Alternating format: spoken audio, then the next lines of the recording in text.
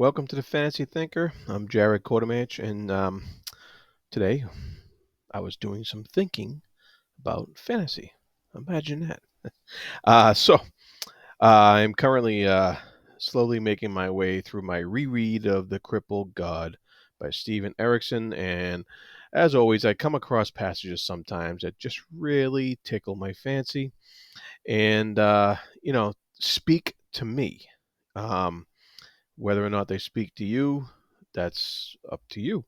Uh, you know, Different passages speak to different people in different ways, and but this one really just stood out to me. It's actually a little bit of dialogue between two characters, and just as a little introduction, this isn't going to be too spoilery. Um, it might be because you see the name of a character in this 10th book in the series, but she's a minor character, so I'm hoping that it's not going to give too much away. And but the rest should be fairly non-spoilery. And even if it does get spoiled in some way, in some manner, it's not going to affect the story at all. Uh, you know, I'm rereading this, and I never ever remembered this at all. So, but of course, now this time I do remember because it stood out to me. And so that's just amazing how you can get so much out of a story. And I'm sure if I ever read this a third time, there'll be other things that stand out to me that did not on my second time, and so forth.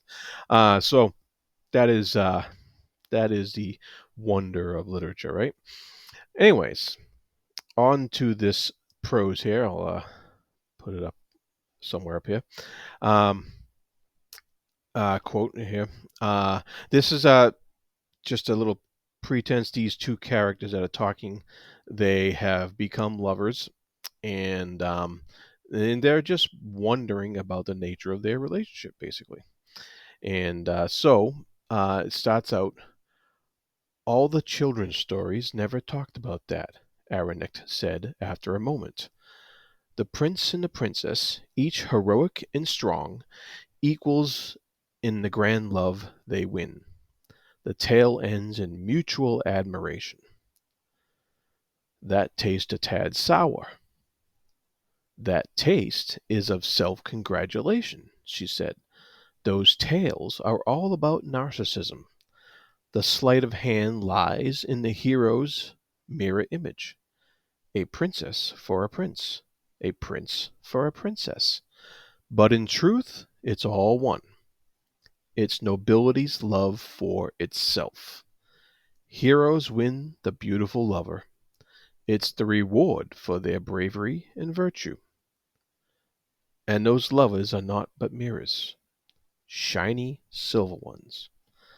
Okay, so I'm reading this and I'm like, oh wow, that's very interesting because, obviously it's a little commentary about the role of like the prince and princess fairy tale, and they're heroic and they're strong, and they win the love for each other, vice versa, one for the other, and so on. And in the commentary from one of the characters that taste is tad sour, and then she explains why that tastes sour. And I just really liked um, the commentary here on the typical fairy tale, because he's subverting the fairy tale story into this little this is nobility's love for itself into something that's not so great. It's their nobility. The stories come from like these prince and a princess, indicates nobility, of course, and the stories come from that class.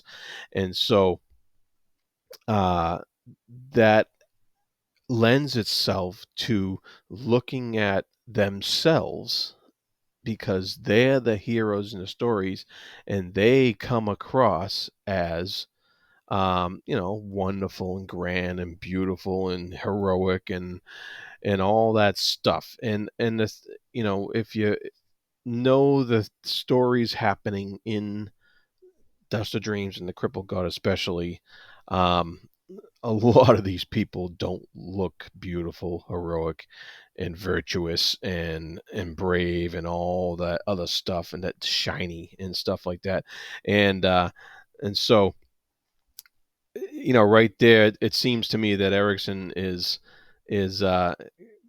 playing with the idea of the happily ever after fairy tale prince and princess outcome, and saying that stuff is narcissistic, and it's just a nobility saying, look, everything's beautiful, everything's right, the stories we give you are the ones that reflect us in the greatest way possible, and this is the ideal that you should live up to. So there's a bit of water splashed on our faces about that kind of tale as we go through here and get the splashed with reality in what stories can actually do besides give us that fake reality, that mirror that the nobility puts forth for everybody else. And so I think that this little passage just says a lot about that, and about those typical fairy tales, and it's something that, even though the characters recognize the narcissism of it, and the sourness, and how that that mutual admiration that the tale is ending in, even though the characters recognize that it's not reality, that's not um, realistic, even for them, uh, there's still that slight holding on to hope that it's a little bit better. They recognize it's sour, but they still ask the questions. They're still saying these things out loud because they want to break it down. They want it to still be there, and they want to ask the questions, and they want to see what makes up the prince and the princess. Are those lovers not but mirrors, and they're shiny silver ones? There's something that we're still talking about, that we're still looking at, despite all the the the stress and tragedy that's gone on. These characters have been through a lot. So despite all that, everything that's gone on in these stories, these epic stories dealing with armies and gods and a lot of people killing each other, despite all of that, they're still looking at those shiny, um, you know, admirable stories, and of people winning love for each other. um, and then of course, and then they're asking the questions about them, and and so the characters are kind of asking us as the reader, why do those stories exist if they're not true, if they're not realistic, and so I just love how all that is packed into that little bit of dialogue there. And there's a little preamble leading up to that, and there's a little, there's stuff after that, of course, that puts it more into context and stuff like that. But just taken out of context, that was what really stood out to me, and as a beautiful statement about the nature of stories, and where they're placed, and how they can be um, talked about as a story within a story, and invite the reader to ask the questions about all stories they've ever read, and not just the one they're reading now. And so the Prince and the Princess, of course, is a classic story, classic fairy tale stuff, and it's good that we ask questions about why they look the way they do, who's telling them, and what we should what thought we should put into them in order to truly get the most out of them and understand them. And so I love, that's not the only thing that Erikson's played around with as far as asking questions and subverting stuff and all that stuff. But I just thought that was a neat little passage that really, like I said, made me think. Right? Hopefully, this made you think, and hopefully some of you can point out some other passages that do the same thing. All right, cool. And that's it for today.